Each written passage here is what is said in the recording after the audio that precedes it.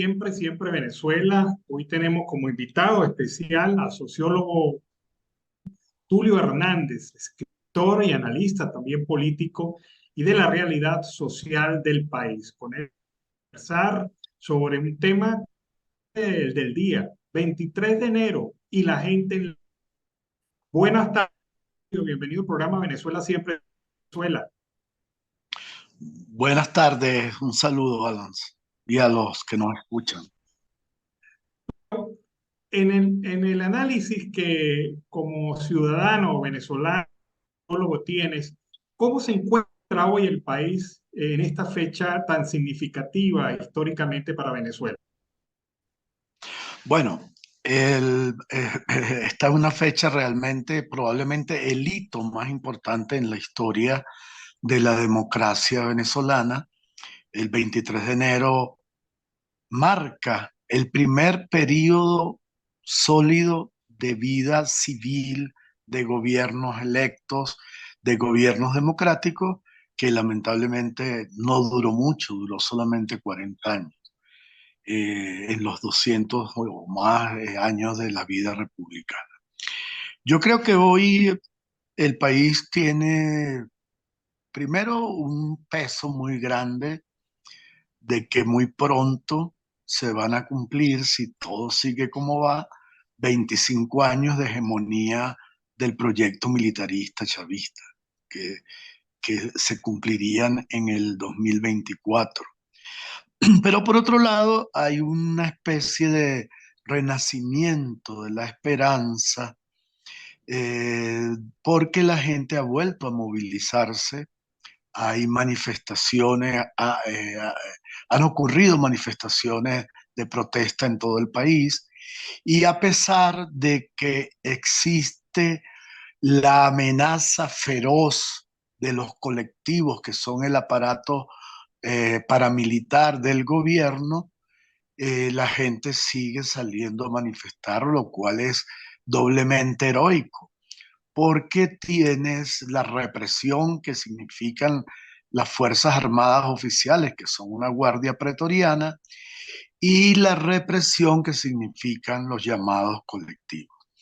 Pero bueno, yo creo que iba a ser un día movido, importante, y ojalá y la gente pueda sobrellevar el miedo. Hoy me desperté escuchando un mensaje del vicealmirante Iván Carratú.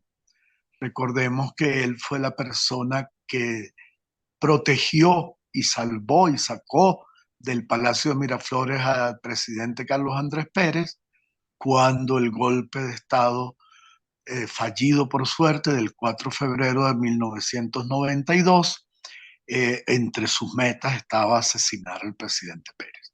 Así que hoy Carratul le hacía un llamado a las Fuerzas Armadas Nacionales, a las autoridades policiales, para que por favor no arremetieran como en el 2017 y ni dejaran ese saldo de muertos que tenemos en la historia reciente por asesinatos de bala en medio de las manifestaciones. Así que hoy podría ser un día muy importante, no solamente por las manifestaciones de protesta, sino porque estas son movilizaciones conducidas básicamente por los gremios y son básicamente demandas salariales, demandas de condiciones de vida en un país que de nuevo está casi al borde de la hiperinflación, de otra hiperinflación. Ahora bien, tocado el tema clave de este proceso. Las pro- la vuelta a la calle sale no por una gestión política o por un dirigente político.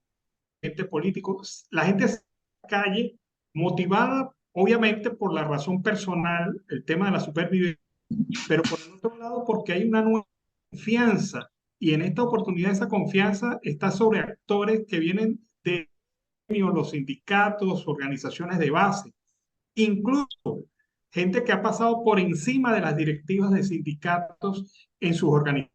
¿Cómo interpretas tú este movimiento en Venezuela de la actualidad? Bueno, digamos que es el peso de la realidad, lo que tú dices muy bien. La gente, eh, los ciudadanos, los maestros, los enfermeros, los trabajadores del Estado, en empresas del Estado, están agobiados personalmente. O sea, es dramático la situación de Venezuela, la depauperación de la población, las cifras irrisorias de lo que es el sueldo mínimo, las cifras lamentables de lo que es una jubilación, hablan de un país en bancarrota.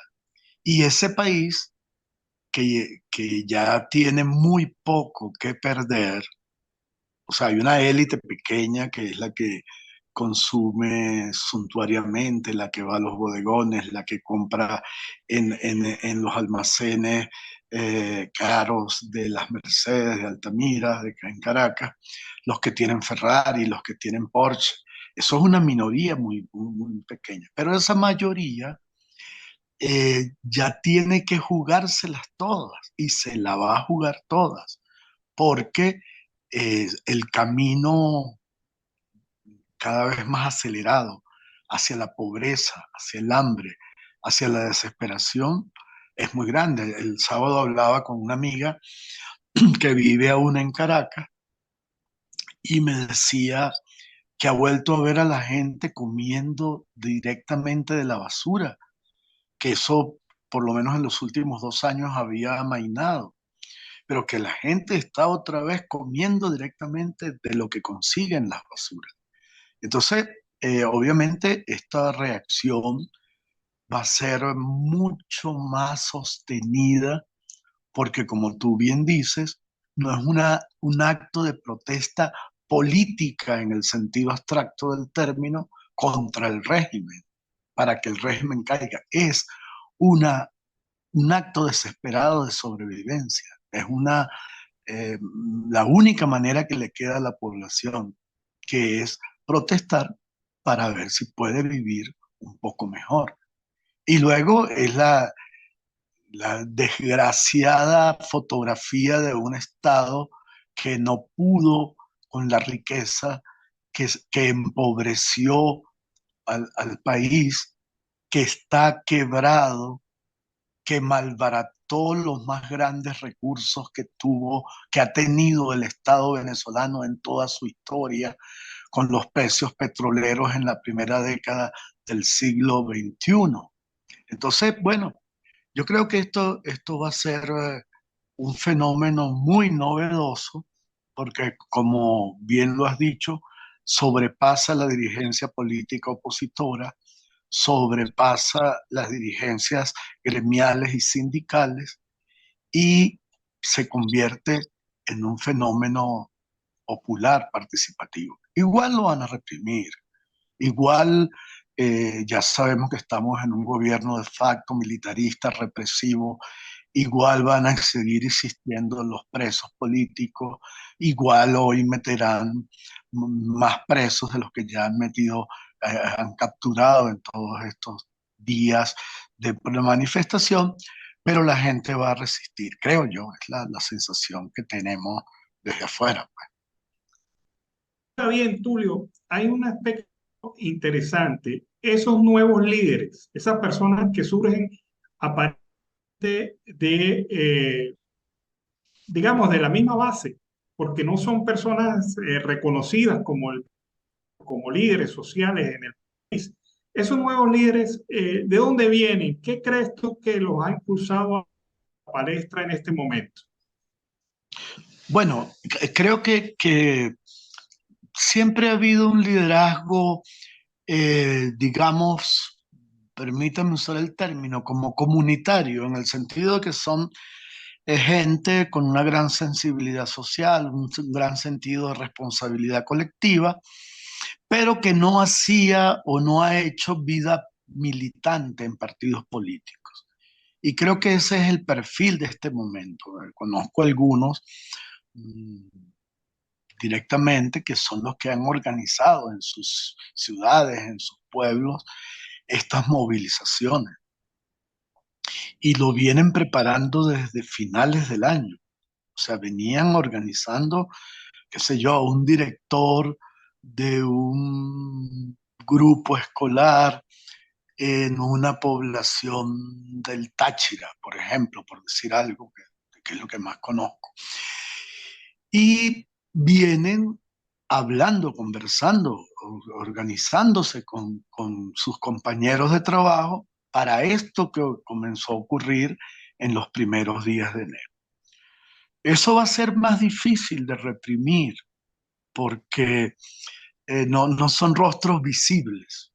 Y además yo creo que la gente ha aprendido a cuidarse, a tratar de no arriesgar ni su vida ni su libertad, a hacer conciencia de ese gobierno opresor, sin valores éticos, capaz de todo. Y yo creo que ojalá y esta nueva dirigencia que está surgiendo, que es indispensable que surja en Venezuela una nueva clase política, probablemente, no puedo asegurarlo, nadie puede asegurarlo, pero probablemente está en su momento de gestación de esa nueva manera de protestar y esa nueva manera de conducir, de ejercer el liderazgo. Eso estamos viendo probablemente otro momento de la larga resistencia que ha tenido que tener la sociedad venezolana contra este régimen autoritario, ¿no? Julio, hay otro aspecto que se refiere a un tema, claro, sociedad civil. Y otra vez el gobierno y sus voceros insisten en atacar las organizaciones no gubernamentales, la implementación de una ley que, por cierto, esta semana prometió Diosdado Cabello que la iba a ir ante la Asamblea Nacional, una ley de control de las ONG, una ley de control en general de la sociedad civil. ¿El gobierno teme realmente la situación de la sociedad civil? Claro, porque es digamos, la única resistencia realmente sólida en este momento es la de las ONGs. Eh, si nos ponemos a ver con cuidado, quienes han hecho un trabajo más sólido de resistencia democrática lo han hecho a través de organizaciones no gubernamentales. ¿Quién ha hecho el trabajo más explícito de denuncia de la corrupción descomunal que se instaló en Venezuela? Bueno, una ONG como Transparencia. ¿Quién ha hecho la denuncia más persistente sobre temas como la tortura, los presos políticos, el asesinato en cautiverio? Bueno, una ONG como el Foro Penal.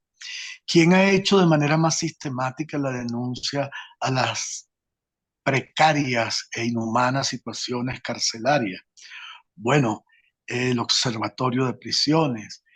¿Quiénes han hecho el trabajo más sólido de ayudar a los enfermos de SIDA o a los enfermos de cáncer? Bueno, las ONG que se han dedicado a proteger y a tratar de mantenerlo, de conseguir los medicamentos para este tipo de pacientes.